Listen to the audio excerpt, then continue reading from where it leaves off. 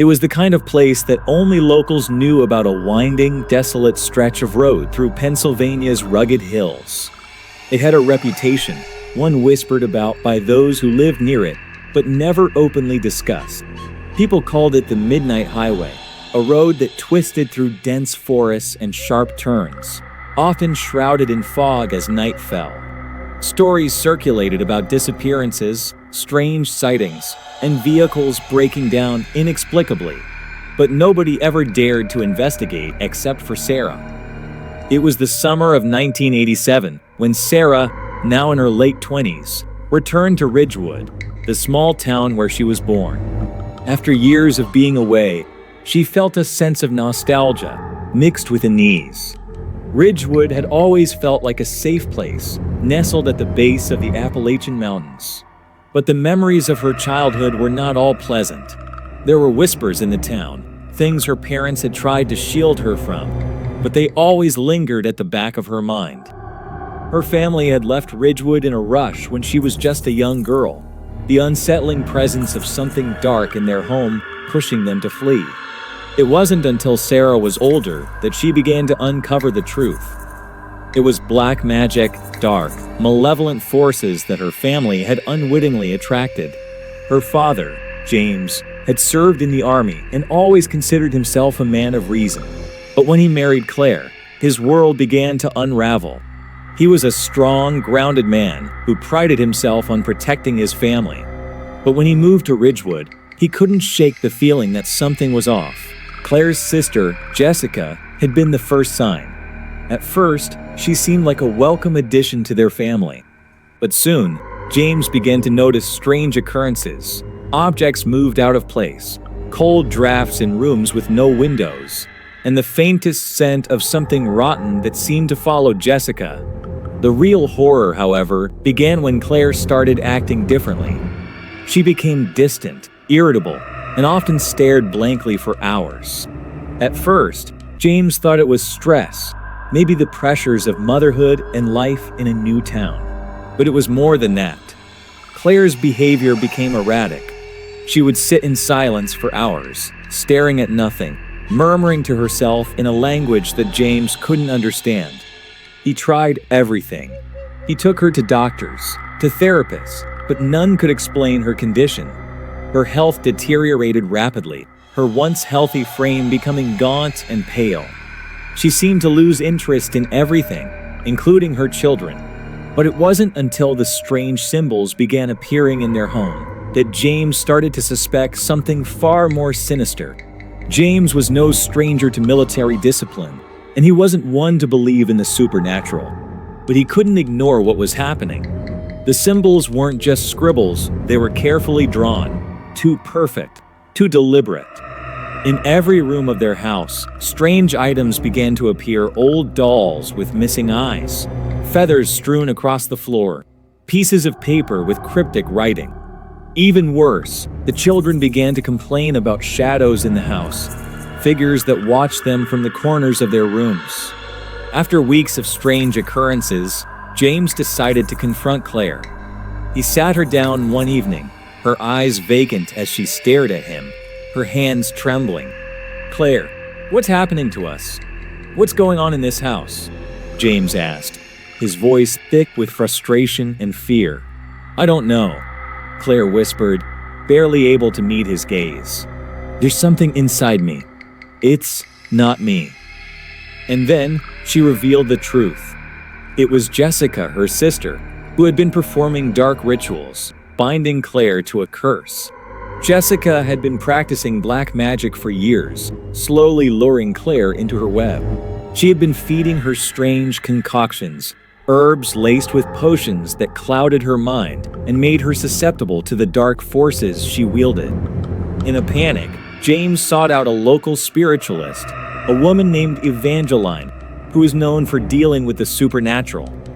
She confirmed his suspicions. "Your family is cursed," she told him flatly. "You need to act quickly, or it will consume you all." Evangeline spoke of dark rituals, of ancient magic passed down through generations. She explained that black magic didn't just disappear, it stayed, festering in the mind, growing stronger with time. It would destroy a person's soul if left unchecked. That was when James decided to act. He moved his family out of Ridgewood, leaving behind everything they had known. They relocated to a quiet town in Pennsylvania, hoping that a change of scenery would help, that somehow the curse would break. But it didn't. It followed them. As the years passed, Sarah grew older and started to piece together the fragments of her family's past. She learned of the things that had happened before they left Ridgewood, the strange rituals, the odd symbols, and, most chilling of all, the rumors of the Midnight Highway. People said that the highway was haunted, that anyone who ventured there after dark was never the same. One summer evening, Sarah, now an adult, found herself returning to Ridgewood. She felt a strange pull to the town, something she couldn't explain. She drove the familiar roads, the memories flooding back with every turn. Her father had never spoken much about their time there, but she knew that something about the place still haunted him. That night, as Sarah made her way down the highway, she saw something that made her blood run cold. Two figures stood on the side of the road, a woman and a young girl. The elderly woman was hunched over, her face obscured by a dark shawl, while the girl stood straight, her hands clasped together as though waiting for something. Sarah's instincts told her to keep driving, but she couldn't ignore the pull to stop. She slowed down, rolled down her window, and called out to them. "Are you all right?" she asked. The woman nodded slowly, her face hidden in the shadows. "Can you help us?" she asked, her voice soft, almost pleading. Sarah glanced at the girl, who gave her a strange smile, one that didn't reach her eyes. "I'll give you a ride," Sarah said hesitantly. "It's dangerous out here at night." The women climbed into the back seat of her car, and Sarah resumed driving. The atmosphere in the car grew heavier, and the silence stretched unnervingly long. Sarah could feel the cold creeping in, despite the warm summer air outside. It wasn't until they passed through a tunnel, the long, narrow passage cutting through the mountainside, that Sarah realized something was terribly wrong. She glanced in the rearview mirror, and her stomach dropped. The women were no longer sitting in the back seat. They had vanished, as though they had never been there at all. Panicked, Sarah slammed on the brakes, the tires screeching against the asphalt. She quickly turned around, hoping to see them standing outside, but the road was empty. She could hear nothing but the deafening silence of the night. Terror began to consume her. She drove faster, hoping to escape whatever she had encountered. But when she glanced into the rearview mirror again, she saw their faces pale, twisted, with hollow eyes, staring back at her from the back seat. Frozen with fear, Sarah tried to scream, but no sound escaped her lips. The women began to speak, their voices now low, guttural, and strange, as though they were not of this world. "You shouldn't have helped us," the woman whispered, her voice like a hiss. "Now you will be ours."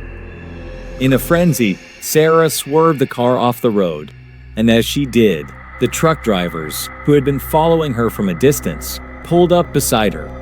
They saw the terror in her eyes and quickly helped her to a nearby rest stop.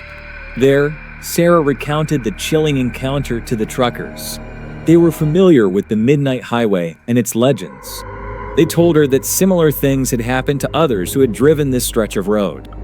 The women were believed to be spirits of those who had died in car accidents long ago, their souls unable to rest. After that night, Sarah never drove the Midnight Highway again, but the horrors she had witnessed stayed with her forever. Her family, too, would never escape the curse that had followed them since their time in Ridgewood.